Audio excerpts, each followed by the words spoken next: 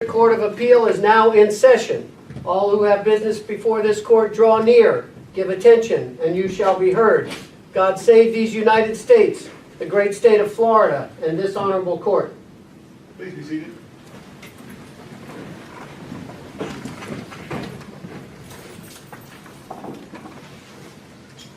We have 3 cases on the docket for oral argument this morning. We will proceed in the order that the cases are set forth on the docket. After oral argument in the first case, we will take a 15-minute recess. We ask attorneys to join us in room 410 for coffee.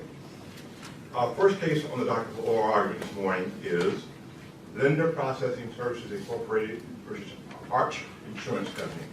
Counselor, ready to proceed? Yes, Your Honor. Counsel, we have allocated 15 minutes per side for the oral argument. Would you like to reserve some time for Yes, sir, I would. I'd like to reserve 7 minutes. So noted. Thank you. You may proceed, Counsel. Thank you. May it please the court, my name is Elaine Johnson James from the Berger Singerman Law Firm, and we represent the petitioner of Lender Processing Services. LPS seeks certiorari to quash a court order overruling objections based upon attorney-client privilege to questions that Arch tried to ask LPS employees about their conversations with LPS's in-house and outside counsel. The context for Arch's questions is critical. Arch now claims, on page 20 of its brief, to need answers to these questions because LPS contended, quote, that its outside counsel, Jenner & Block, acted without authority in settling the coverage litigation on behalf of LPS's directors and officers.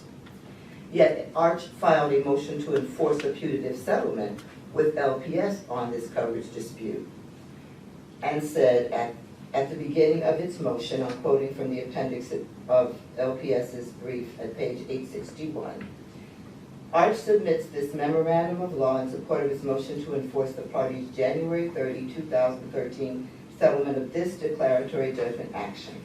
On January 30, 2013, the parties reached a settlement agreeing upon the settlement's material terms. The parties, Your Honor, were Lender Processing Services, Inc. and the insurers. The independent directors and officers who also were insured by this policy were not parties to this coverage litigation. The insurance policy that insured LPS and LPS's directors and officers has an endorsement 22. It's in LPS's appendix at page 45. That endorsement makes clear that LPS did not have contractual authority to settle a coverage claim on behalf of its independent officers and directors. In response to Arch's motion to enforce, LPS asserted that its in-house attorney, Robert Pinder, did not represent LPS's officers and directors, did not have authority to settle on behalf of the officers and directors. LPS never alleged that its outside counsel, Jenner & Block, had violated its duty or exceeded its authority. You can see in our brief, in Arch's brief, that they assert that that's what we said, but we never said that. We said our counsel, Mr. Pinder, lacked authority, and that's consistent with his testimony. Mr. Pinder testified at the evidentiary hearing and in affidavits that he didn't represent the directors and officers, that he never told anybody he represented the directors and officers, and he never authorized anyone else to say that they represented the directors and officers. Isn't part of the problem here is that his name, though, was on lots of correspondence back and forth whilst settlement negotiations were going on, and part of that was a correspondence to Arch that LPS had settlement authority on behalf of. But Your Honor, the document about which you are referring is a March 2013 email, because Arch only put 2 exhibits in the evidence. The one about which you're talking is the March 2013 email. Importantly, sir, Arch never alleged or presented any evidence that prior to January 30, 2013, when this settlement allegedly was reached, anyone from LPS, Mr. Pinder or Jenner & Block, said that they had authority to bind the officers and directors. And that's important, sir. Mr. Pender's testimony was, I didn't have it, I never told him that I had it. And But counsel, Yes, sir. isn't it true that petitioner injected into the case the issue of this authority and Attorney Jacobs' authority to settle on behalf of petitioner's directors? No, sir. In our response, we said our counsel, meaning Mr. Pender, never had authority. We never, you will find I wrote the memos. You will not find anywhere in there that we said that Jenner and Block acted outside of his authority. That's how Arch has cast our claim in an effort now to get the camel's nose under the tent and get this attorney-client privilege information. And the unassailable evidence, I mean, the record shows that Mr. McCarrick, my former law partner and Arch's principal counsel, knew that Lyle Roberts of the Cooley firm represented the officers and directors. Mr. McCarrick knew that because he attended a mediation in January of 2013 with Mr. Roberts. He knew that because, according to Arch's own brief at page 10, Mr. McCarrick spoke to Mr. Roberts, Mr. Jacobs, and Mr. Pender. Mr. McCarrick knew that if he needed to talk about the directors and officers' interests, he had to talk to Mr. Roberts, and I will give you But wasn't that record only in citations. the securities litigation, the Cooley firm and Mr. Roberts representing directors and officers in that, but the coverage litigation was. Okay, but remember now, sir, the directors and officers are not parties to the coverage litigation, so Mr. Roberts never entered an appearance in the coverage litigation. At the mediation, which we contend was a mediation of the coverage dispute and the securities litigation, it doesn't matter which party's construct you accept for this purpose, but at that mediation, Mr. Roberts was there on behalf of the directors and officers.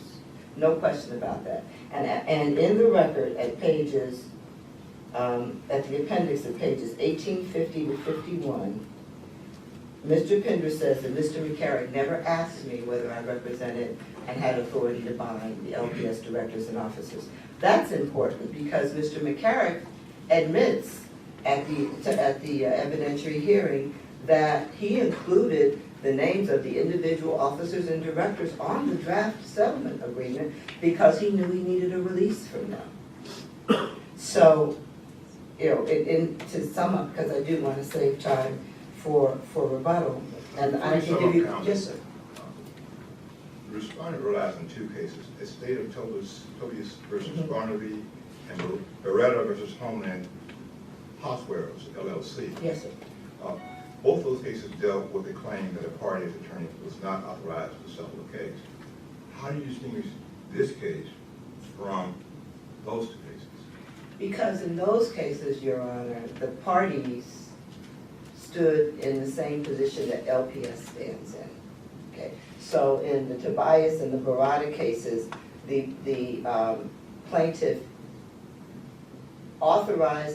allegedly authorized its attorney to settle on its behalf and then repudiated the settlement. LPS isn't saying that Mr. Pender didn't have authority to bind LPS. LPS is saying, and Mr. Pender admits, and Kim Loverick also testified, that Mr. Pender, Mr. Jacobs did not represent the directors and officers, and that there was no authority to settle a coverage claim on behalf of the directors and officers. But And in there's, the I'm sorry, face, ma'am. I'm sorry, in That's the okay. face of that, that assertion, okay, by your Mhm. client, the opposing party is going to need to get behind that assertion, right? Which it would appear would require some delving into attorney-client privileged communications. Which then takes us back to the, sort of original question, did your client not, in challenging the motion to enforce settlement agreement, did your client not inject an issue into this litigation that would require going behind attorney-client privilege? Because that seems to be the crux of the issue in front of us. Yeah, I understand what you're saying, Ron. Here's the point. The uncontroverted testimony is that Todd Johnson, the general counsel of LPS, was the go-to person for the directors and officers. Mr. Pinder said, I never spoke to the directors and officers about the coverage dispute. But there must have been some activity that led the other side to conclude that he did have this authority, which is why they're now asking. Okay, but it's their burden to tell you what that activity was. And in their motion, Your Honor, they didn't say, we settled with LPS and LPS's directors and officers. They said the parties, that would be lender processing services and the insurers. And so they had the burden on their motion to come before you and say, this is the evidence that shows that LPS on or before January 30th, 2013, told us it could bind its officers and directors. They didn't assert that, and they didn't put any evidence on. They could have called Mr. Johnson. They could have called Mr. Jacobs. The only witness they called was Mr. McCarrick, and they didn't even list him in the exhibit list. That came after the fact. So their failure to assert what they now argue is on them. Their failure to provide evidence that prior to January 30th of 2013, somebody on behalf of LPS said that they could bind LPS's directors and officers, that's on them. But counsel, Yes, sir. isn't it true that the question of whether Attorney Pender informed Attorney Johnson about what occurred at the mediation is not an issue, given the fact that respondents' counsel withdrew the question, after which the trial court stated, we've taken that question off the table. Right, but there's still questions that are on the table. The questions that are on the table, Your Honor, are the questions that they want to ask Ms. Loverick. They want to ask Ms. Loverick, who's an employee, did you have any conversations with Bob Pender, who's an in-house attorney, about the settlement of the coverage lawsuit? They want to ask Mr. Pender, after mediation, did you have conversations with Matt Jacobs, who's our outside counsel, about the settlement communications between him and John McCarrick? They want to ask Mr. Pender, did you receive email correspondence from Matt Jacobs that forwarded to you the correspondence from Archer's counsel? They want to ask Mr. Pender whether he recalls raising the question of the individual Ds and Os with LPS's outside counsel. Well, there still are attorney-client privileged communications about which they want to ask our employees that are not informed by their motion, that are not, they're drawn in because of the way they cast our defense to their motion, but not by the motion itself. Thank you. Counsel.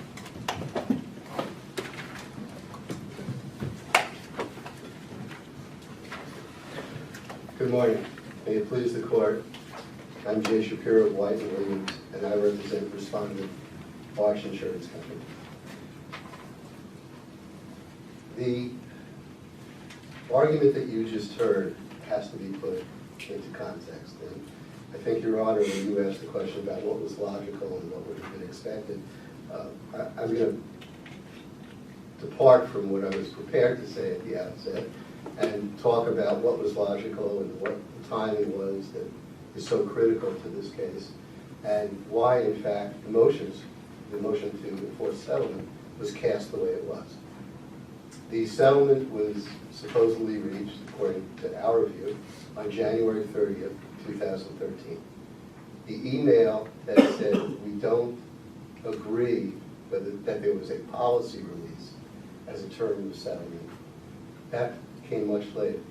The email that said that we will sign for the directors and officers, you can remove their signature block. We have authority. That was on March 6th at the same time. And who, just let me Sure. interrupt you, and that email came from whom? That email came from Brian Scarborough, who, I don't know what he is now. I believe he had become a partner at Jenner and Block, but he was at Jenner and Block, and he was co-counsel, and he was actively involved in this case. And he worked with Matt Jacobs, who you So heard. help me connect that Sure. dot back to Mr. Pender. Absolutely. In January of 2013, Mr. Pender was involved in the email correspondence, or he acknowledged that he was aware of the correspondence. The record, I believe, is that He was routinely kept up to date with the communications, and he was involved in, at least, we know, one phone call, which he acknowledged when he testified at the hearing prior to January 30th. That was part of the negotiation chain. So that, now to connect the dots, Mr. Pinder from LPS, Matthew Jacobs from Jenner and Block was the lead coverage counsel throughout this case. And then Matthew Jacobs' associate, who is, or junior partner, again, I don't know what his status is now, was Brian Scarborough. So that was after the "we have a deal" email on January 30th, the communications about resolving the settlement terms, putting it on paper, beyond the emails, that was left to Mr. Scarborough and other people from our firm that were working on it. So that's the connection between the two. And Brian Scarborough then, in that March 6th email, as I said, we will sign, LPS has the authority to sign for the directors and officers. We then, now I'll move forward, we then don't have a final papering of the settlement agreement. And in July of 2013, Arch files its motion, the motion that underlies everything that we hear about, and that Judge Norton was holding, one of the two motions Judge Norton was holding a hearing about. Arch files its motion to enforce the settlement. When Arch filed its motion to enforce the settlement, there was only one challenge that had been raised by LPS, claiming that there was no settlement. That challenge was, we didn't agree to a policy release. We agreed to a claim freeze. That was the only issue that was heard. Arch files its motion. It's filed with the court. It's served on LPS. LPS does not respond to the motion in the first instance. Instead, LPS moves to strike on an issue that's for another day in another court. And hopefully we won't be back here again, but that's not before you now. But LPS files a motion to strike. It's not until November, late November, right before Thanksgiving, that LPS then finally files its response to the motion to enforce. And then that, for the first time, is the first time that we hear any mention of any authority, or lack of authority rather, on the part of Jenner and Block to settle for the directors and officers. And now I will, to me it is a logical statement that there's two differences here between the March 6th statement by Jenner and Block, counsel for LPS, and then Mr. Pinder.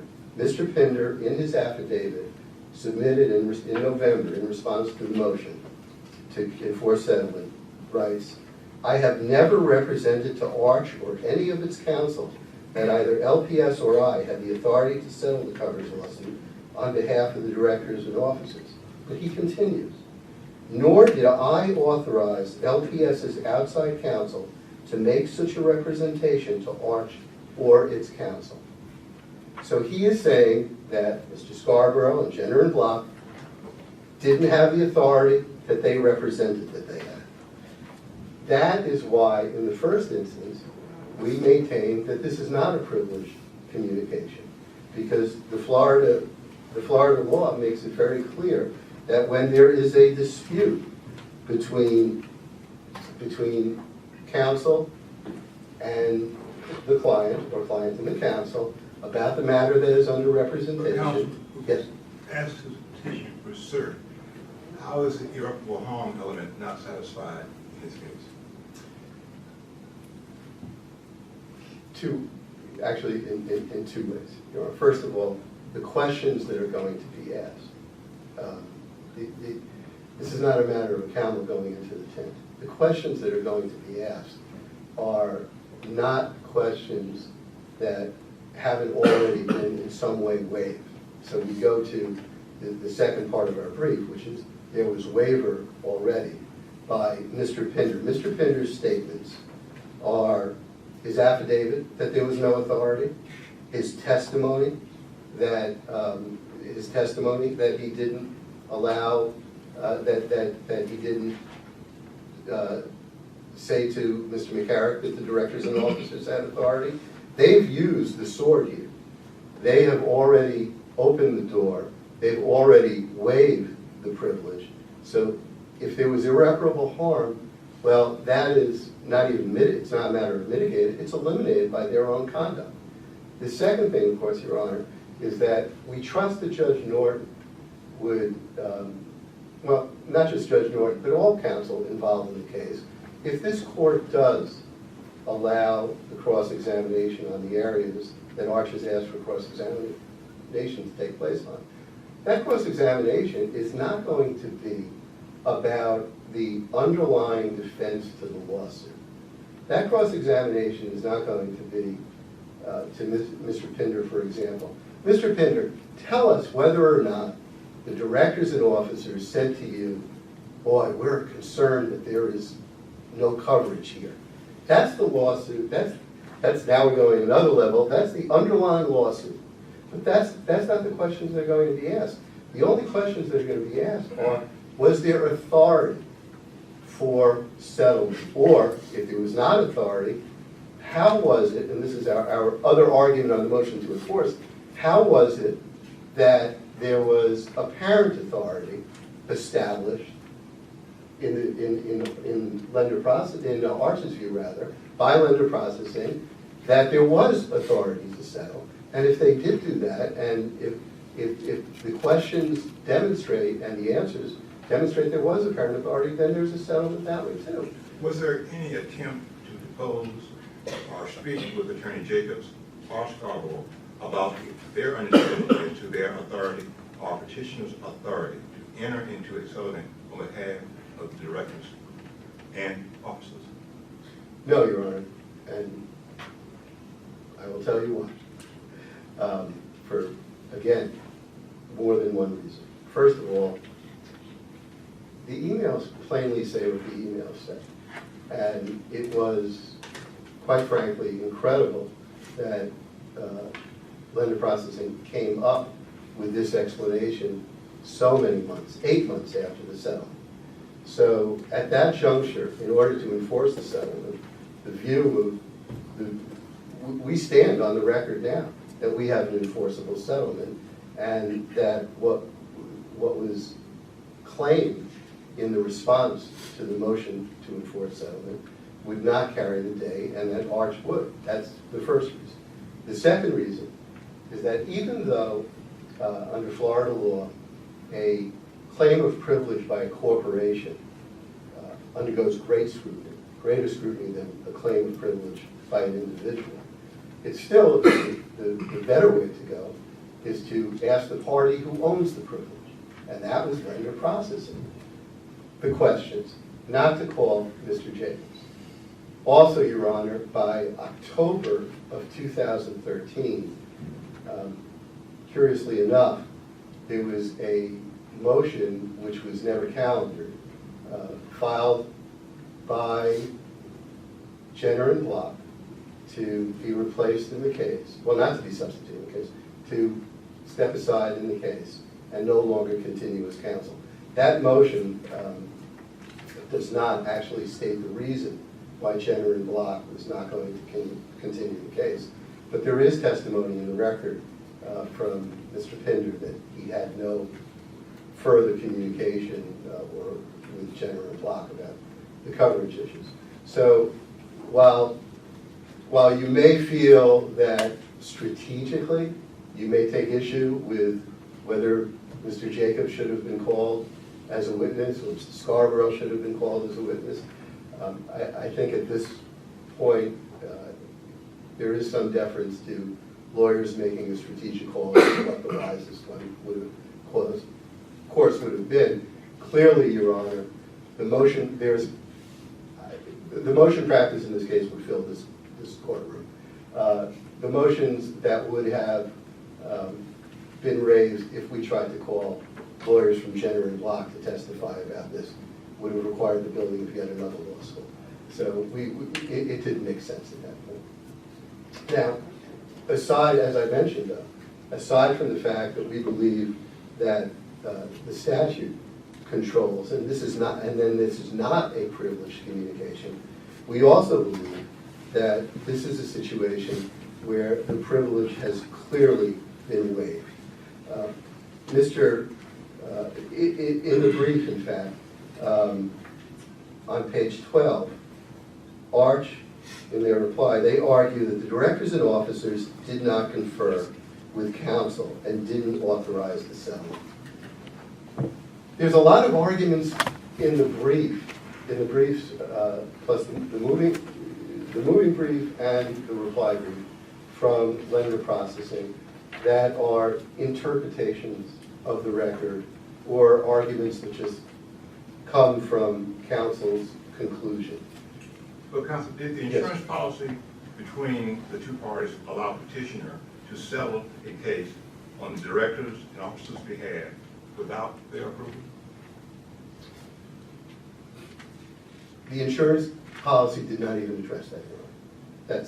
That's the answer to that. And in fact, the testimony in the record before the hearing before Judge Norton is that it is standard practice to allow lender processing to go, or any insured, to settle with a full policy release. A policy release, by its very nature, includes anybody who would have a claim on that policy because it resolves everything for that party.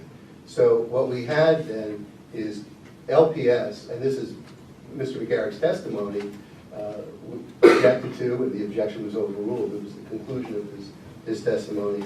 What we have here is LPS would have had the release, would have had a substantial amount of money, and it would have been able to resolve everything on behalf of LPS and the directors and officers.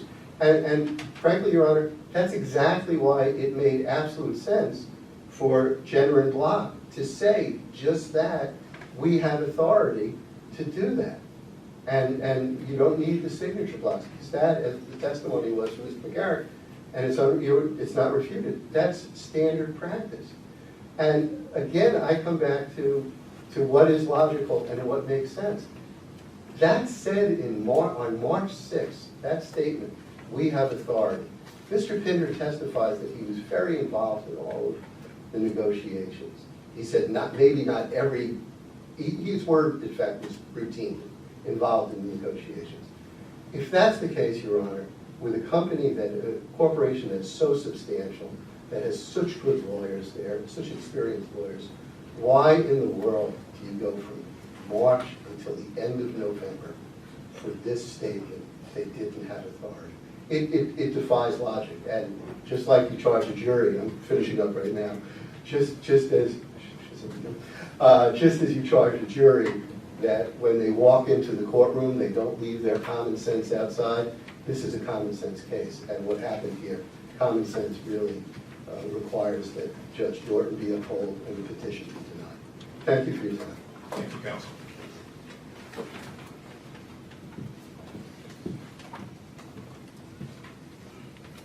Is that my time?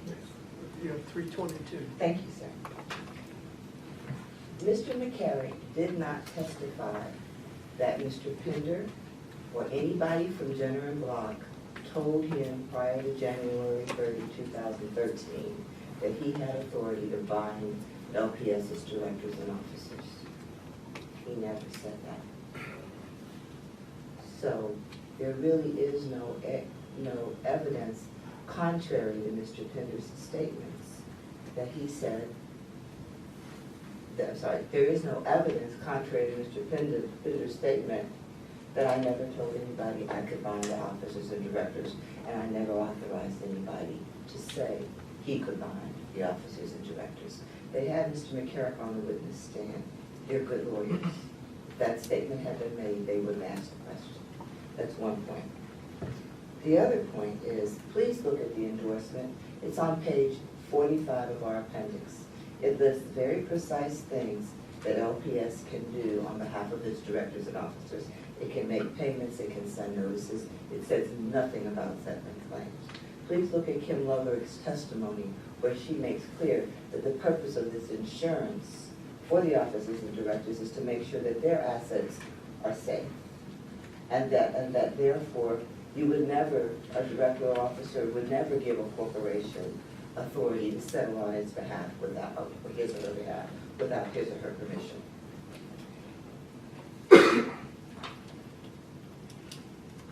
Mr. McCarrick made a declaration which is in evidence. It doesn't say anything about Pender or General Block having said to me prior to January 30th, 2013, we can bind the D's and O's. This guy is a good lawyer. I mean, it's in the record. My partner said you probably know more about insurance law than anybody in this room. And then John said something snide, like I think I defer to Ms. James. Well, in point of fact, we can both read a policy. I promise you that. And as the principal lawyer for Arch, Mr. McCarrick had a responsibility to know what that endorsement said and to act accordingly. And I want to make one more point while I have one more minute. Arch has a burden under Florida law of demonstrating that on or before January 30, 2013, there was a clear and unequivocal grant of authority to assent to the terms of the alleged settlement. That's this court's Ponce versus U-Haul Company of Florida case, 1st DCA 2008. They didn't assert that anybody told them prior to January 30th of 2013 that he had authority to bind the directors and officers. They didn't call Mr. Roberts into the communications. They didn't email. You don't see any emails in the record from Mr. Roberts. These guys are good at this. They do it all the time. So to now come and try to craft a reason to get the nose under the counter's tent and violate the attorney-client privilege when you haven't even put on contrary evidence is just unconscionable. If Mr. McCarrick had said, Mr. Pender told me he could bind them prior to January 30th, or if he had said, Mr. Jacobs told me that, I wouldn't be making this argument, but they didn't. So there's no basis for invading our attorney-client privilege. Thank you so much for your time. And thank you, counsel. We'll take a 15-minute recess. We ask the attorneys to join us in room 410 for coffee. All rise. The First District Court of Appeal remains in session.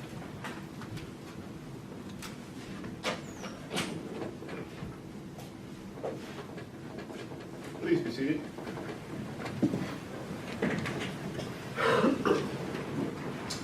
Our second case scheduled for oral argument this morning is Christina Reza versus Cemetery Professionals LLC. Counsel ready to proceed? Yes, Your Honor. You may approach, counsel. Again, counsel, we've allocated 15 minutes per side for the oral argument. Would you like to reserve some time for rebuttal? Yes, sir. 6 minutes, please. So noted. You may proceed. May it please the court. Ms. Breza brought this case because after her mother passed away, cemetery professionals put her headstone over the wrong grave. When Ms. Breza called to complain about it, cemetery professionals refused to fix it.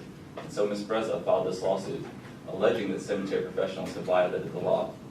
At trial, the jury found that cemetery professionals was not only negligent, but also violated Chapter 497 in 2 different ways. And yet, cemetery professionals is now seeking to collect $60,000 in attorney's fees and costs, even though Ms. Breza won her citizen suit. Well, let me ask you this. When you say that the jury found the other party negligent, was she awarded damages in the underlying suit? No, Your Honor. And why not? I don't know the answer to that. They asked one question during the jury panel discussion, which is, what are damages essentially? But Chapter 497 doesn't. I mean, isn't it actually the case that the jury found that there was no causation? On the negligence count, but not the Chapter 497, which doesn't require causation or damages. It's a citizen suit where the citizen's meant to enforce the law. Damages are not part of But it. I thought that the statutory basis was the, sort of a basis for a negligence lawsuit. And even assuming that, I mean, she has appealed that judgment already in this court, correct? That's correct. In the prior appeal, Ms. President attempted to determine the prevailing party. In this case, And let me stop you there. Let's just take it in steps. please. So you're saying that one of the issues that Ms. Breza raised in the prior appeal was whether or not she was the prevailing party for what purpose? For the purpose of, Collecting attorney's fees and costs pursuant to Chapter 497. and what did this court determine? It was PCA, Your Honor. So we didn't find merit in that argument. Well, with the PCA, there is no written opinion, so I can't say anything beyond it was PCA. So let's assume, okay, we have dealt with the issue of whether or not Ms. Breza is the prevailing party. She was deemed not to have been the prevailing party by the trial court. We affirmed that ruling among others. Is she now arguing once again that she was the prevailing party? Absolutely not. No, in this appeal, in the first 25 pages of our brief, we're merely pointing out that simply because Ms. Breza was not the prevailing party does not necessarily mean that Cemetery Professionals was. There are many cases which have held that there can be, in fact, ties. But more importantly, our appeal is really focused on the validity of the proposal for settlement. Because whether or not Cemetery Professionals is the prevailing party or not, if their proposal for settlement is invalid, then they cannot collect attorney's fees and costs. Okay, well, let's talk about that then. Please, great. The proposal at issue was ambiguous and it was impossible to perform, and therefore it violated the proposal for settlement statute and the rule. How was it impossible to perform?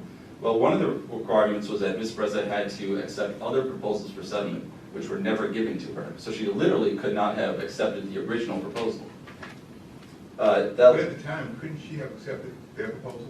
No, because the explicit terms of the proposal that were given to her were that she had to accept other proposals for settlement that were to be sent to her, and they were never were. But at that time, were there any other defendants in the lawsuit? There were no other named defendants, but by that time, Cemetery Professionals had already blamed 2 other potential co-defendants in this case. And whose responsibility is it to name defendants to the lawsuit? Would that be Ms. Breza? Which she did later. She named Amanda Kuzner, which is the 3rd potential co-defendant that this release could have attached to. But at the time, okay, that the settlement offer was given, there was one defendant in the case, and it was that party who offered the settlement. That's correct. So I'm still not, it's not clear to me where the ambiguity is under those circumstances. Well, it's just like the State Farm versus Nichols case, which is a Florida Supreme Court case. In that case, Nichols filed a PIP suit against State Farm. State Farm sent a proposal to Ms. Nichols, and in that, they asked her to release all of her claims. Now, at that time, there was no UM suit. It did not exist. She was considering bringing a UM suit, just like Ms. Breza was considering bringing a suit against Amanda Kuzner. And so Ms. Nichols turned down the proposal because she feared that proposal for settlement would release not only the existing PIP suit, but the potential, but as of then, unfiled UN claim. Well, I mean, that makes sense under that scenario, but in the scenario that Ms. Breza was in at the time, she was confronted with this proposal, the settlement proposal. There was only one defendant in the case. She knew it. The settlement proposal simply said, and correct me if I'm wrong, Sure. you know, acceptance of this is contingent upon acceptance at the same time of basically any other defendant's proposals at the same time. There were no other defendants. Seems pretty clear that there was only one proposal settlement on the table, and she either had to accept it or decline it. No, well, by the Cemetery Professionals' own terms, there were multiple proposals. And in fact, the release also said there were multiple defendants. And if in fact there was only one defendant, which there was only one named defendant, and there was only one proposal, then what in the world did Cemetery Professionals mean when they said you have to accept these other proposals for settlement? And what did they mean when they said you have to release these other co-defendants? That's why this settlement proposal was not only impossible but ambiguous, because Ms. Breza had no idea what that meant. What the trial court is requiring Ms. Breza to do is interpret what these words mean. And the burden of clarification is on the drafter of the proposal, not Ms. Breza. State Farm vs. Nichols says that, many other cases say that. And so once there was this ambiguity in the proposal, it was out of Ms. Breza's hands. But at the time the proposal settlement was made, there was only one defendant in the case. Correct. So how couldn't your client have made an informed decision as to whether or not to accept the proposal as set forth by the trial court? I'm sorry, I couldn't understand the How question. can your client have made an informed decision about whether or not to accept the proposal within 30 days of the proposal as noted by the trial court?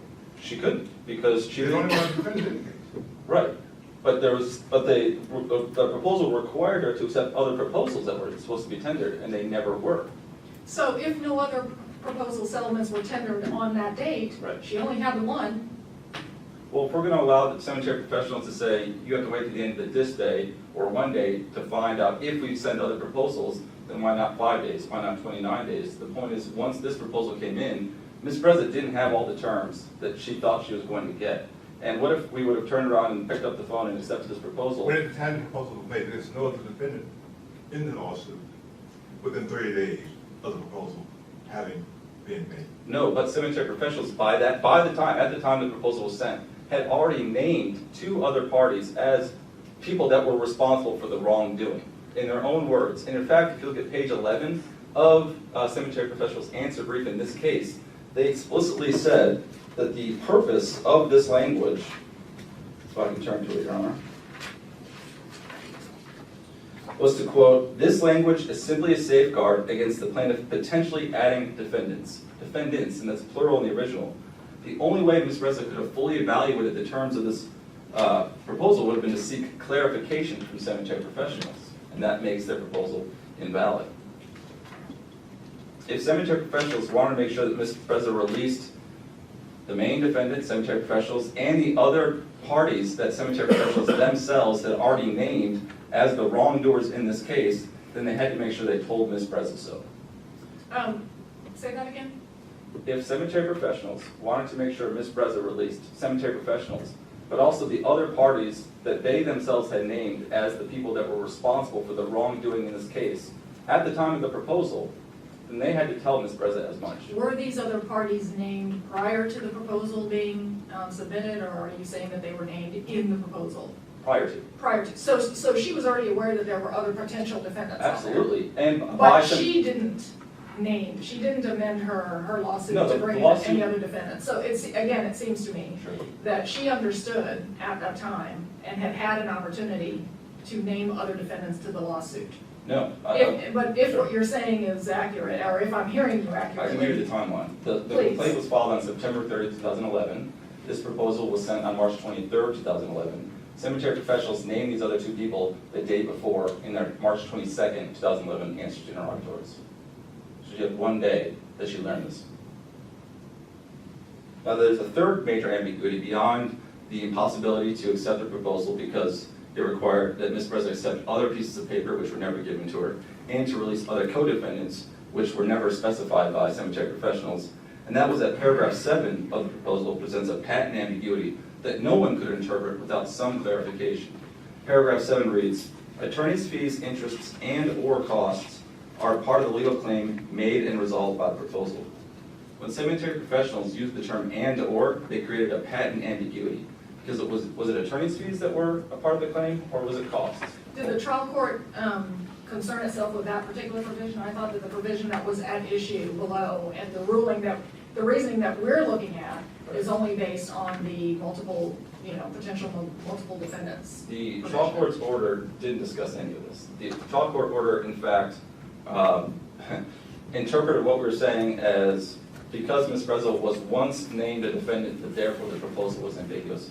That wasn't our argument, and that was only 1/3 of our argument. The trial court's order just didn't even address these other points. Exactly what was your argument with the trial court? That by making Ms. Breza accept other proposals which were never given to her, made it ambiguous and impossible to perform, by including terms like co-defendant, and then the defendants in the release did not tell Ms. Breza exactly which defendants would be released from the case. And on that point, there's also, if you look at the release in the case, again, cemetery professionals indicated multiple people. They said, plaintiff hereto has released defendants, plural in the original, from any and all liabilities arising out of the claim, including as to all claims which may be prosecuted now or in the future. So that would be the potential claim against Amanda Kuzner. The undersigned further agree that for any other lawsuit or action which nevertheless may be brought on account of any matters and things involved in civil action, this release shall be a complete and conclusive defense. So again, cemetery professionals was trying to get Ms. Breza to release not only cemetery professionals, but these other co-defendants. And they didn't say who they were, even though a day before, they had said it wasn't our fault. But arguably, she looked at that, your client looked at the proposal settlement and said, no, I'm not gonna give up any claims that I might have against potential other defendants. I'm just not gonna sign this. It depends on which those co-defendants meant. Because if it was Eternity Funeral Homes, she probably would have said, yeah, you're right, I don't think they did anything wrong. If it was Beaches Memorial Park, she said, no, I think it was them that did it. If it was Amanda Kuzner, the proof is in the pudding, she filed a lawsuit against Amanda Kuzner later. So depending on which co-defendant would have been released by this proposal would have affected how Ms. Breza would have evaluated it. Returning to the and/or agreement, again, was it costs that were released, or was it fees, or attorney's fees, or two of those things but not the third? The reason that's important is because this was brought under Chapter 497, which allows for attorney's fees. So Ms. Breza may have settled her damages claim, which she got 0 for at the end, but held open her attorney's fees claim. But the language of the release did not make clear which of those things would have been released. And that's why, by enforcing the proposal, the trial court, and then cemetery professionals, is forcing Ms. Breza to ignore 48 of the 60 words of paragraph 6 of the proposal and decide which terms, phrases, and even entire sentences she was supposed to ignore because they didn't make any sense, versus which ones are going to be enforced against her. And that's not what the rule in the statute intended. The burden was on cemetery professionals to make sure that the proposal that they wanted to enforce to collect $60,000 in fees and costs did not require any clarification and did not require any judicial interpretation. The ambiguities that are in this proposal make clear that they failed to do that, and they failed to live up to the standard. I'd like to reserve the rest of my time. Thank you, counsel. Thank you. May it please the court. My name is Alan Winter. I'm the principal of the Winter Law Firm, which is located here in Neptune Beach. I'd first like to thank the panel for coming to Jacksonville. It certainly is a great convenience to the Jacksonville bar, and we all appreciate that. I am the attorney who has handled the defense of this case from the beginning, not only the suit, but the first 2 appeals that were filed. One was dismissed by the first DCA as duplicative, and then the matter proceeded through trial. I represented them at trial, the post-trial matters, and then, of course, the first appeal. And I do note, when I was listening to appellant's argument, it seems to me that they seem to be conceding issue on the prevailing party. I note that Judge Marstiller, you were a part of the PCA that was entered in that case. The opinion is dated October 29, 2013.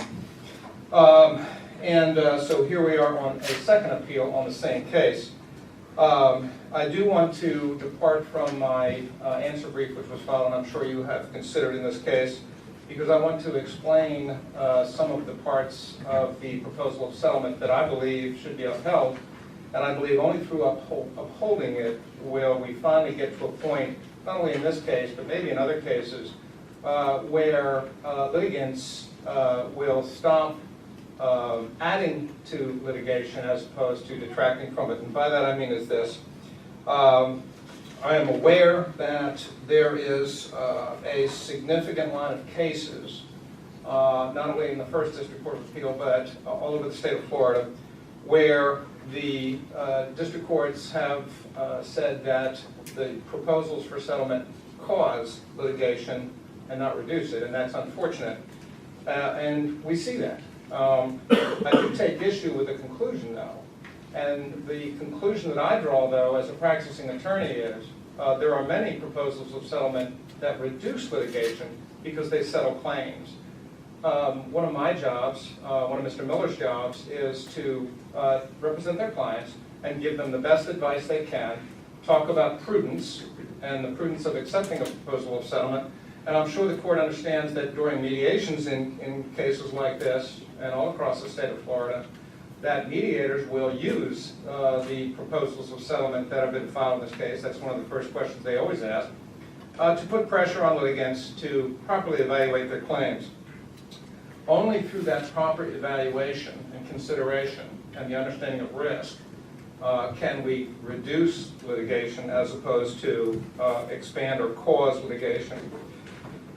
Each responsible party can go a long way toward reining in unnecessary litigation.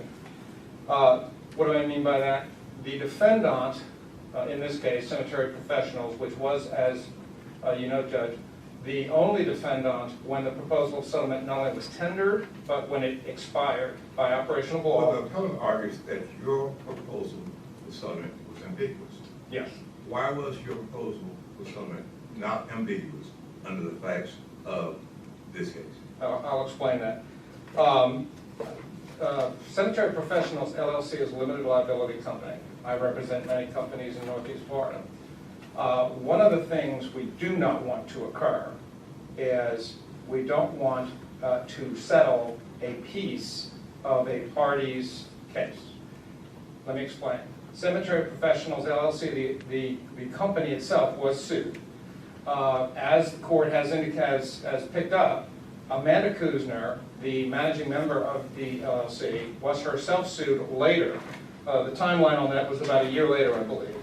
And so she became a party defendant. Now, through my efforts and motion practice, just prior to the trial in this case, Judge McCauley struck her as a defendant, and the case proceeded to verdict as to only Cemetery Professionals LLC. It would have been irresponsible of me to do a proposal of settlement in a corporate setting where one of the corporate defendants was released, but we still had to go to trial on another piece of the corporation. When a corporation, when an attorney wants to release a corporation and do the best for their clients, they want to release the corporate entity, they want to release the officers, the directors, the incorporators, the employees. If I don't put that language in my proposal for settlement in a corporate setting, I've got a problem if now we proceed through the rest of the 5 years of this litigation with Amanda Kuzner as the defendant, and if I was not fortunate enough to get her struck as the only remaining defendant. So by putting that language in a proposal of settlement, and one of my requests of this court is to identify that. Mr. Miller, I cited the Nichols case. I also will cite the Nichols case because I've got some language that I think is very telling in the Nichols case. That the Nichols case, of course, is the Supreme Court case, State Farm versus Nichols, 932, Southern 2nd, 1067. And let me get to that language because I think it's very good as to the standard that the court should consider on a proposal for settlement. Because the proposals of settlement, when analyzed at the district court level, they talk about the particularity requirement. Nichols says on page 1079, we recognize that, given the nature of language, it may be impossible to eliminate all ambiguity. The rule does not demand the impossible. The purpose is to allow an informed decision. And like Judge Marsteller was asking, what did you do with Ms. Briza? Did you inform her? Could she be informed? Well, if we apply the particularity requirement to my proposal of settlement, we know this. We know who the plaintiff was. We know who the defendant was. That is clear. We know that the amount was clear.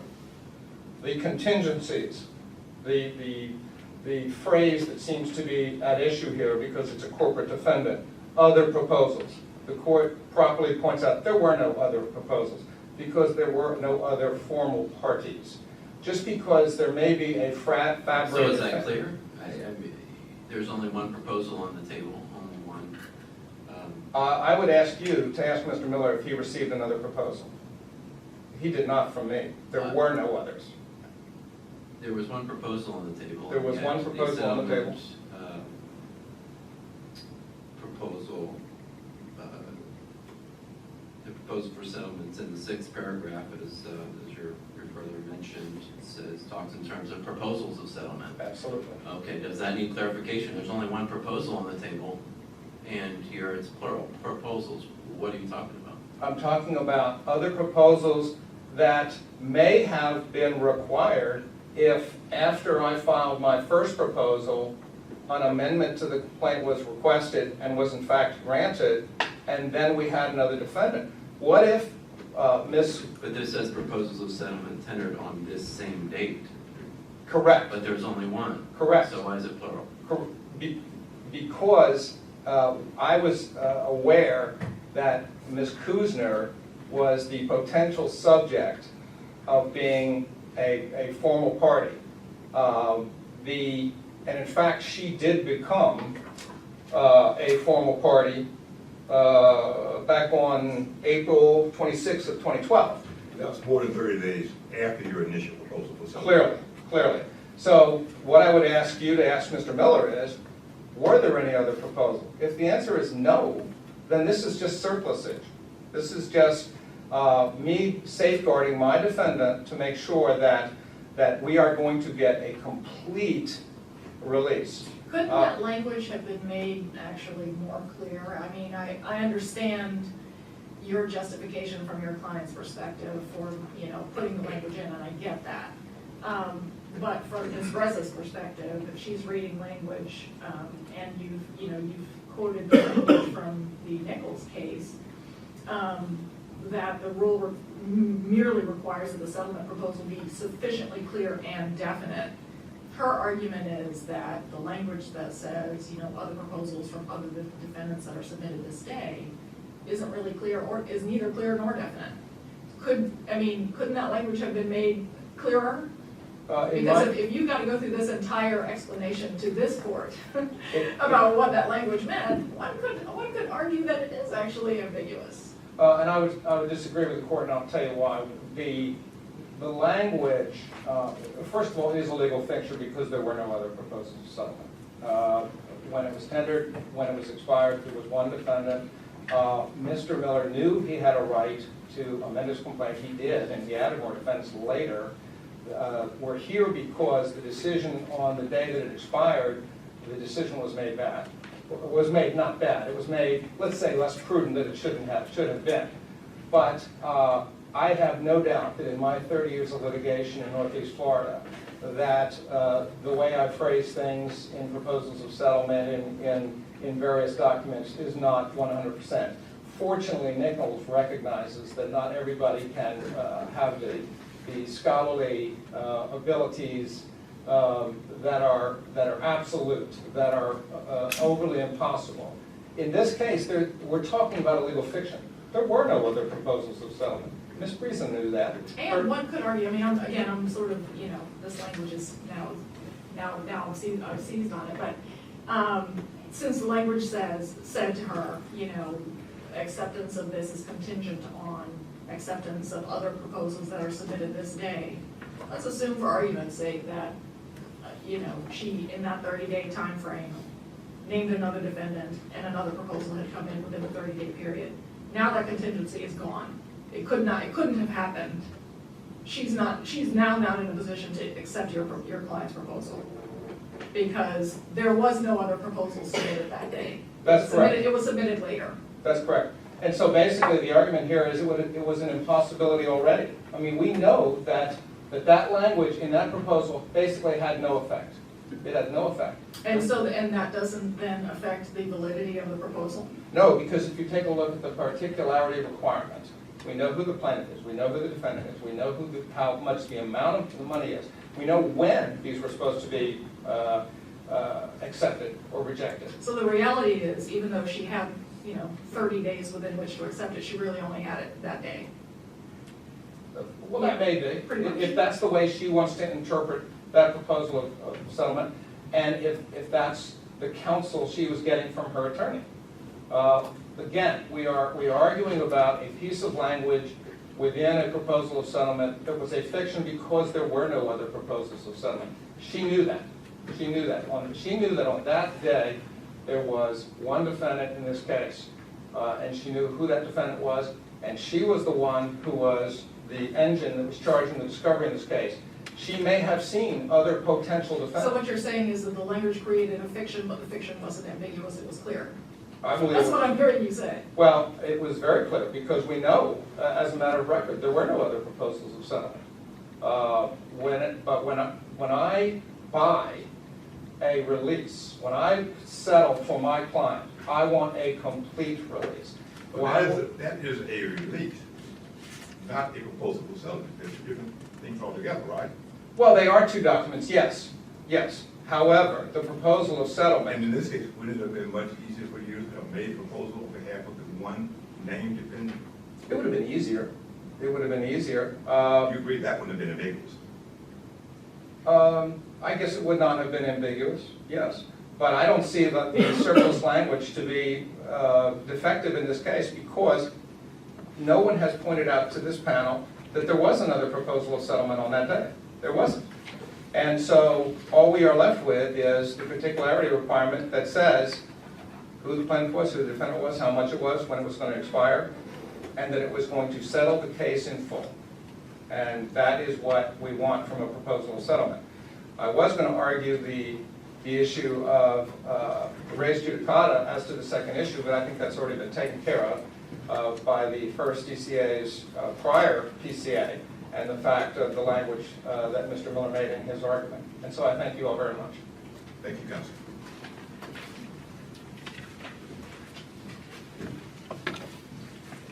May it please the court. Cemetery professionals' explanation today is that the language was just surplusage, that it was just in case an amended complaint was filed. Well, how was Mrs. Breza supposed to know this when she received it? The only way that she could have done that would be to seek clarification from cemetery professionals. And cemetery professionals even today stated that the language was a legal fiction. Doesn't a legal fiction at least create an ambiguity, if not an impossibility? To argue that Ms. Breza should have known the full extent of the offer once these other proposals never came in is to put the burden on... Counsel, Yes, that sir. you received one proposal, is that correct? Right, but we were told that we were going to receive At others. the time, there was only one named defendant. Right, but 3 potential co-defendants, which the cemetery professionals today... But not said- named. Not named, but he said that he drafted this language in order to protect against those other potential co-defendants from being named, which they named the day before this was sent. Now, the public policy on these such matters is that each party should pay their own attorney's fees and costs. It's the American rule. And the proposal for settlement statute actually creates an exception to this rule, and it creates a punitive measure. And that is why strictly adhering to the rules and invalidating even minimally ambiguous proposals upholds public policy. Because doing so, which would be a finding in favor of Ms. Breza today, ensures that the public policy is followed. If there are no more questions, that's all. Thank you, Counsel. Thank you.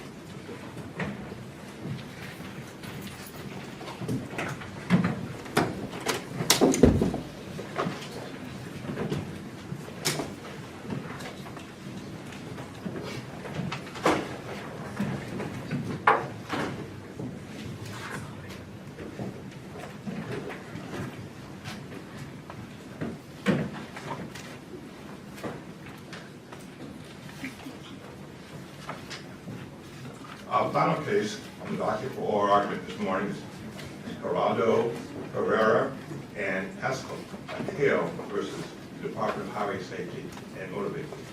Again, Counsel, we have allocated 15 minutes per side for the oral argument. Would you like to reserve some time for rebuttal? Yes, Your Honor, if I could reserve 5 minutes. So noted. You may proceed. May it please the court, Susan Cohen on behalf of petitioners, Patel Herrera.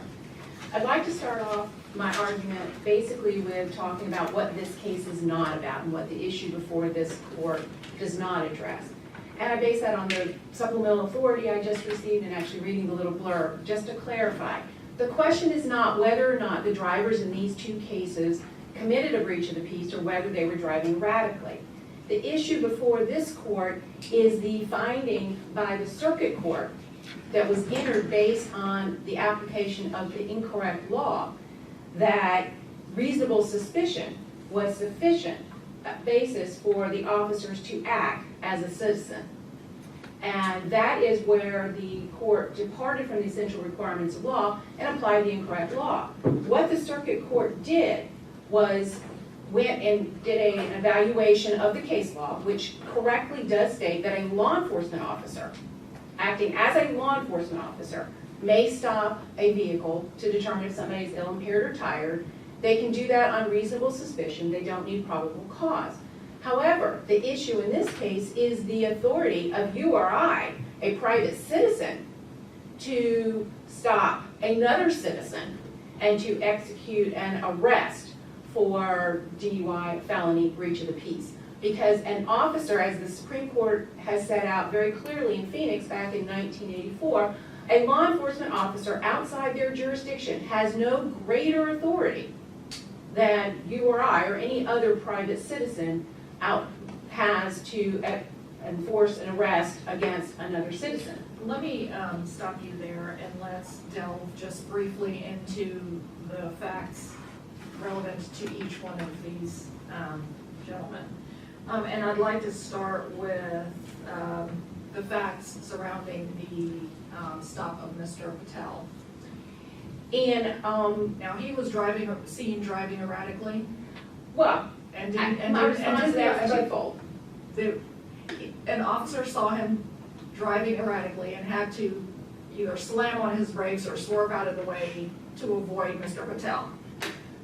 Is that Those are the accurate? facts, but I would like to address that. Let's just take it Yes, step by step. Under, I guess your assertion is that an off-duty officer out of his or her jurisdiction may only make a citizen's arrest if, under certain very narrow circumstances. One of those is for a breach of the peace Yes, ma'am. that he or she witnesses. And at least certainly the Second District Court of Appeal has held that a driver's erratic driving and unsafe driving constitutes a breach of the peace. Yes, ma'am. So it sounds to me like, at least as to Mr. Patel, under the citizen's arrest body of law, that stop would have been appropriate anyway.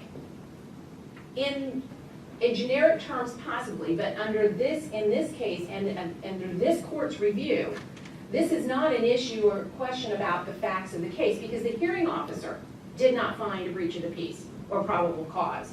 The hearing officer made a finding that there was a traffic stop conducted. And the circuit court did not view this and did not make the legal finding that there was a breach of the peace or probable cause. Well, I guess I'm asking the question, I'm asking you about the facts. Well, Because what I'm trying to get to is, at least as to Mr. Patel, does it really make a difference if the outcome would be the same? I mean, you know, your standard on second-tier certiorari review is to show, you know, something more than simple legal error. Yes, ma'am, and it's more than simple legal error, and generally, the courts have granted certiorari review when it is a decision that is going to have far-reaching implications. The decision in this case was by a circuit court in its appellate capacity. The court already made the same incorrect legal ruling in two. There are other cases pending, and it has the potential to impact both county court criminal cases as well as other Department of Highway Safety motor vehicle cases, because it is a circuit court opinion that is binding on the county courts and presumably the hearing officers within the 4th Judicial Circuit. So it is bigger than either Mr. Patel or Mr. Herrera. The problem is here that whether or not this court deems it to be erratic driving, when we use the generic term erratic driving,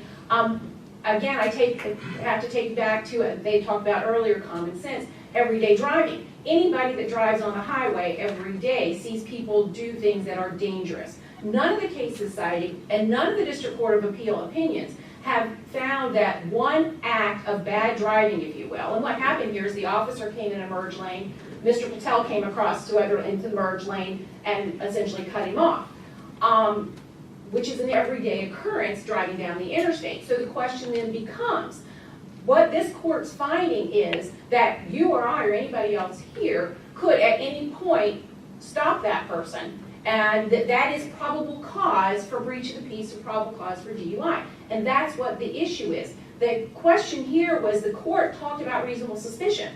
The hearing officer in both cases talked about reasonable suspicion, just wellness check. Nobody below found that the driving was probable cause for an arrest. In fact, in one of the cases... Let me ask you this question. Who actually effected the arrest and determined whether there was probable cause to make the arrest in both of these cases? Subsequently, it was a subsequent officer. However, in each of the court's opinions... But in neither of these cases did the officers who made the investigatory stop actually make the arrest. They did not, which is also another reason there can't be citizen's arrest. Because the courts have been very clear that in order to effect a citizen's arrest, number one, you must have probable cause, and you must believe that they committed the crime. So what And you what must I'm hearing here, effect and arrest. we're sort of throwing these terms around. Citizen's arrest means what? Citizen's arrest means a citizen has the authority, the same as a law enforcement officer, if you will, if they witness a felony or breach of the peace, and DUI has been determined to be a breach of the peace, in their presence, and they believe the person to be guilty of that offense. And each of these cases, factually, as I indicated, the facts are really not for this court to delve into, but factually, none of that happened, and based on the testimony, based on all the findings by the lower tribunals. Nobody argues that happens. The department argues that, but none of the fact finders made that determination. Everybody used the language, reasonable suspicion to investigate, and therefore the stop and subsequent arrest was lawful. However, the Supreme Court and every court So found has are recognized that's not sufficient. you drawing a parallel between an investigatory stop that these otherwise would have been, Yes, ma'am. right? Are you drawing a parallel between an investigatory stop or detention and a citizen's arrest? Are those two things parallel? They are mutually exclusive. But you know, one term uses arrest and the other one uses stop. However, when they use the term investigatory stop, the courts all consistently say a private citizen cannot make an investigatory stop, and that's the problem here. That's where the circuit court applied the incorrect law, because the circuit court described it as an investigatory stop. If you have an investigatory stop, by definition, it is not a citizen's arrest, because the courts have consistently found that a citizen cannot make an investigatory stop. And then you get into the color of office issues. Once that officer turns the lights on, any evidence obtained is not admissible because it is now color of office outside your jurisdiction. So that's the error that the circuit court made. The court and the hearing officer, everybody says reasonable suspicion and investigatory stop, at which, if he was in his jurisdiction, perfectly legal. But that is the incorrect law that the circuit court applied in this case, because if it is an investigatory stop based on reasonable suspicion, which is what everybody found below, you cannot have a citizen's arrest. Because a citizen's arrest is, I believe I have probable cause of a felony or breach of the peace. I intend to arrest this person. I believe him to be guilty. And that is not what happened here.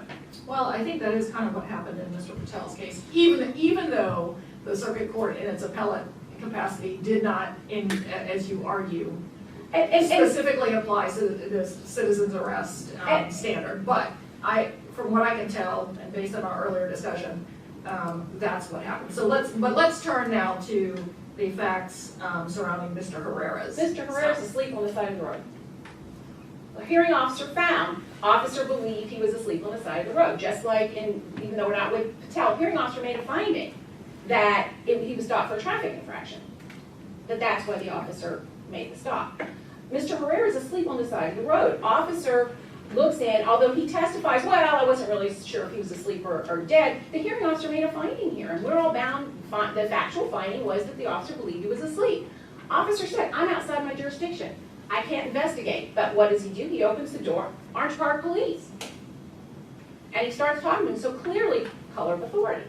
So, again, the facts are not the significant part, and they're not the binding part. The binding part is the finding that all you need is reasonable suspicion that you can make that investigatory stop, and that it's a valid citizen's arrest. And that's what the issue for this court's consideration is the fact that the circuit court did not apply the correct law.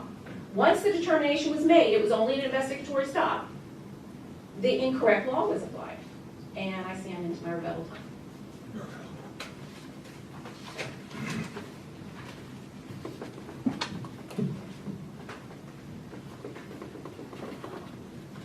May it please the court, Michael Greenberg, Assistant General Counsel on behalf of the Department of Highway Safety and Motor Vehicles, on behalf of the respondent. There's a couple different issues here that were brought out. I think the main one, and I think the court has it right, is the fact that under the common law, that a citizen can do an arrest, or maybe a better word to use here is detention, so there's no confusing, if there's a felony or a misdemeanor breach of the peace. And I think in both cases here, both in Herrera and in Mr. Patel, we do have that breach of the peace. With Mr. Herrera, the breach of the peace was when the officer, and according to the facts there in the hearing, the officer testified that he had finished work. It was around 6 o'clock in the morning. He was on his way home, and he was driving down Route 17, and he noticed a car that was pulled over to the side of the road. And it's not, I don't think Route 17 is a regular parking area where you see lots of cars. I think what caught his attention was there was one car there pulled over. It was close to the fault line, to the lane of traffic, and he testified that he passed it. They went like about 100 yards. They thought, well, you know what? I usually stop to see if there's a disabled motorist, somebody needs help. And he did a U-turn and came out around behind the vehicle. And he testifies that as he approached the back of the vehicle, he could not see in the back. Did he turn on it? He was in his cruiser or no? He was in a marked unit, and he even said he turned on his blue light, right? But again, we know from case law that there's no distinguishment with that. Doesn't affect the case. And so, again, in his mind, he's wanting to know, okay, what's going on here? Does somebody need help? He approaches the vehicle, he can't see the back window. He goes to the passenger side front window, and he said it's tinted, it's hard to see in, but eventually he puts his flashlight, I think, through it, and he can see someone prostrated on the front seat of the vehicle. I think he testifies that he taps on the window, no response. And so again, as a police officer, or even as a private citizen, what do you want? You want to make sure, like he testified, I don't know if he's asleep or if he's dead. I think there's been enough cases there where police officers and people have found people passed out, medical issues, and so he does the prudent thing, he tries the door. He opens the door, and at that time, he testifies that he smells alcohol, and it's like, okay, I'm sure in his mind, it's like, okay, this guy may be DUI. He tries to arouse him, he sees the guy and starts to come out of that unconsciousness. He's muttering incoherently, and at the same time, he sees the key is in ignition, the engine's not running, but as it turned to the on position, and so the officer prudently just says, okay, this guy may wake up, be startled, try to drive off and be a danger to the community. Even though the individual's passed out, so you can drive a seat, under the facts that you just noted, can those facts constitute DWI? I think once he smells the odor of alcohol, I think it changes the whole situation now. Okay, now I possibly have a DUI. And the officer, again, prudently, he just says, now I don't have the authority to investigate, okay, because this is outside my jurisdiction. And so once he secures the key, he gets on his radio and he calls for assistance from a deputy whose jurisdiction it is. So how then do those facts constitute a breach of the peace that would justify a citizen's arrest? Okay, there's a lot of cases. I think probably the most prevalent one is Furr that was decided So by this is drunk court. driving a breach of the peace? I beg your pardon? Is drunk driving a breach of the peace? Yes, this court found in Furr that yes, that drunk driving is a breach of the peace. Now, it's noted that, hold it, this guy's just sleeping, not breaking any laws. But again, it's not unreasonable for the officer to believe that, okay, he got here somehow. He didn't just magically appear, so that it would not be unreasonable to conclude that he drove DUI to get here and then was passed out. By the same token, it wouldn't be unreasonable to argue that, okay, he could leave here, he'd still be DUI and be a danger to the community.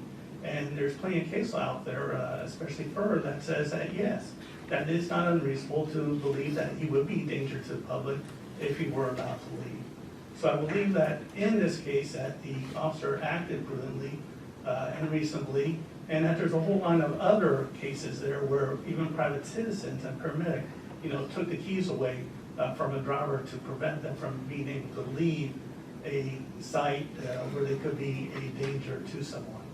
And so that's Herrera. And I don't know if you have any other cases with Herrera. If not, I'll get into Mr. Patel's situation. Okay, with Mr. Patel, it's same in the fact that it's an officer acting outside his jurisdiction.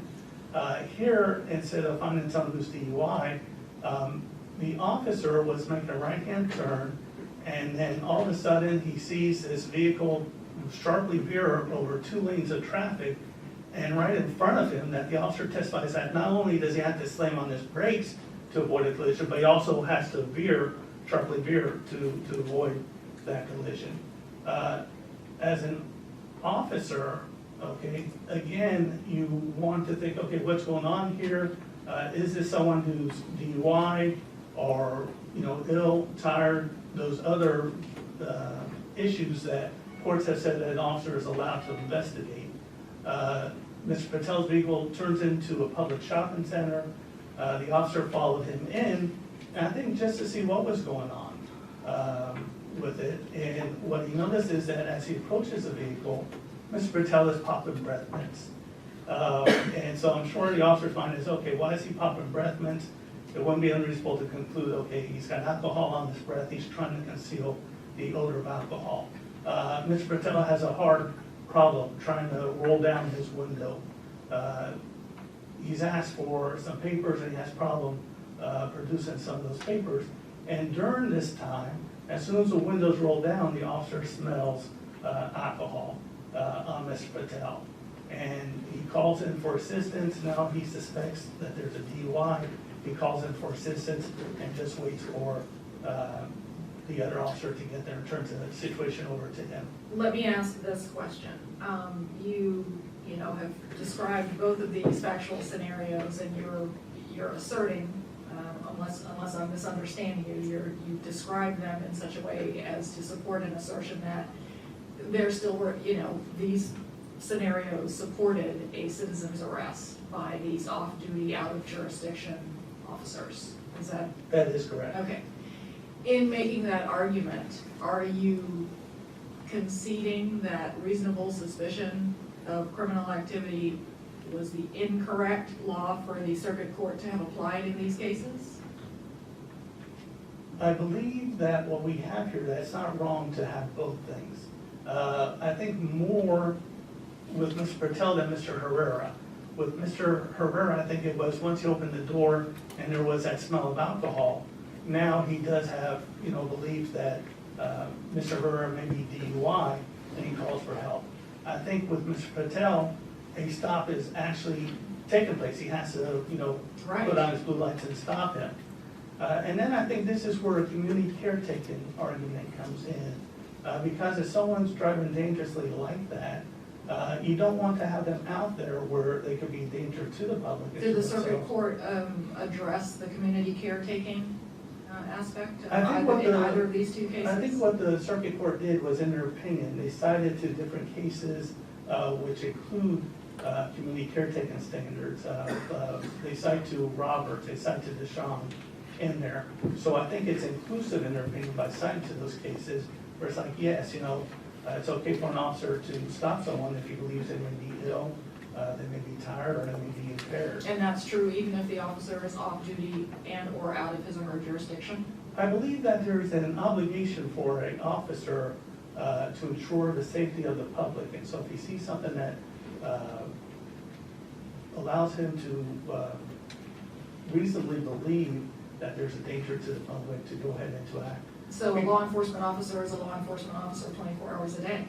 That's been said, and I want to just expand things that, I know the argument was made regarding Ellis in the petitioner's brief, that what the officer should, in this case was what Officer Ellis did, was just, continue to follow the person and then called in to have another officer. And in that case, that worked out well. But what would happen in Ellis if the person then, who's DUI, swerved in the other lane and hit someone head on? My argument would be that, protect the safety of the public, you need to act, and that sometimes waiting is not the prudent thing to do. So, counsel, it's your position that the legitimate concern for the safety of the motoring public can warrant a brief investigatory stop by an officer to determine if the driver is ill, tired, or impaired, even outside of his jurisdiction. Right, I think that should apply. And again, as Judge Marstiller noted, it's like, when you're a police officer 24 hours a day, And I remember reading something not too long ago that says that there's an obligation for a police officer to stop and help someone if he sees someone in distress. So even if outside of his obligation, there's that attorney general opinion, the court would like to go ahead and find out exactly what it is. So I think there's perhaps a police officer exception. I think a lot of it does apply to what the court found in Phoenix, but I think maybe we need to expand that a little bit too. If the court doesn't have any other questions, I'll go ahead and end.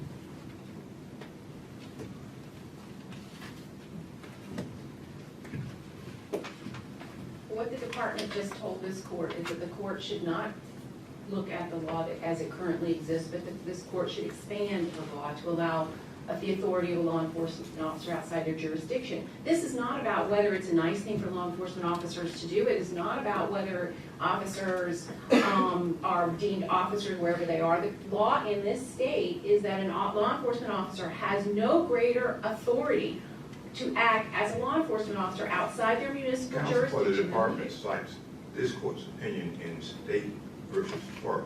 Yes, sir. It's a 1999 opinion, I guess, with proposition that drunk driving is a breach of the peace that would entitle this husband to make an arrest. So can you distinguish Yes, sir. her from this case? Infer the driver, first of all, there was a call about a drunk driver running people off the road. The officer followed Mr. Furr, and I think it was 3-4 times. He crossed over into the other lane. There was an extensive driving pattern, if you will. It was clearly what the officer observed was a breach of the peace. So that is what, number one, the distinction between Furr in this case. But also, more importantly, getting back to what... So it's a factual distinction. It's a factual distinction. Somebody having What's a to breach of swerve peace? to avoid versus somebody who, and I'm reading from Fur, was all over the roadway. Yes, sir. That's something we should draw attention on. Well, it's the difference between reasonable suspicion and probable cause. And again, with all due respect, the facts are really not before this court. Because at this level, the factual determinations have been made, and the hearing officer made those. In one case, that it was essentially a caretaking, checking him out. The other was that the officer made a traffic stop. So those factual determinations have been made. The circuit court looks to the record for competent substantial evidence to uphold that, and the circuit court found reasonable suspicion based on the facts in this case. So when it gets to this level, this court's review is reasonable suspicion a lawful basis for citizen's arrest? And every case from that has been decided from this point prior is that no. That I'm not sure I understand your factual distinction between Fur and, let's say, Mr. Patel in this case. because Mr. Furr, number one, factually, his driving was all over the road. Mr. Furr was a one-time cut across. The officer came through the merge lane. Mr. Patel cut across and went into Publix. And unfortunately, every time somebody comes across and cuts in front of someone, I do not believe would be upheld in every DUI case or every drug case or any case as probable cause for DUI. More importantly, the courts that determine whether or not the facts constitute probable cause or reasonable suspicion have already made those determinations. So the issue before this court is whether reasonable suspicion, which is what has been found by the hearing officer by finding that it was just a traffic infraction, and the circuit court by acknowledging that it's reasonable suspicion and relying on case law, as the department argued, a law enforcement officer can make a stop based on reasonable suspicion. We don't dispute that. The problem is, under the laws of this state, these officers were not and could not lawfully act as law enforcement officers. They could only act as private citizens. They had no greater power than a private citizen. And in each of these cases, additional evidence was obtained from Mr. Patel by the flash of lights and the color of authority. The officer says he conducted a stop. Hearing officer found he conducted a stop. So anything he learned after that would have been determined by a show of authority outside his jurisdiction, which is not allowed. And as same thing with the other case. He opens the door, announces, I'm an Orange Park Police Department officer. So again, even factually, nothing that was discovered after that point would be admissible. But more significantly, at this level, the issue before this court is not whether the hearing officer got it right in their determination as to the basis for the stop, or whether the circuit court's concern as to competent substantial evidence to support a finding of reasonable suspicion is correct. The issue before this court is the finding that on its face by the circuit court that an investigatory stop by a private citizen is lawful. And that is the only issue before this court, and that issue has been clearly decided from the Supreme Court on down, and the answer is no, it cannot be. And that's why the circuit court applied the incorrect law, applied the law for law enforcement officers to a private citizen, and that's the error in this case. Thank you, Counsel. This concludes our oral arguments for this morning. Court will stand in recess. All rise.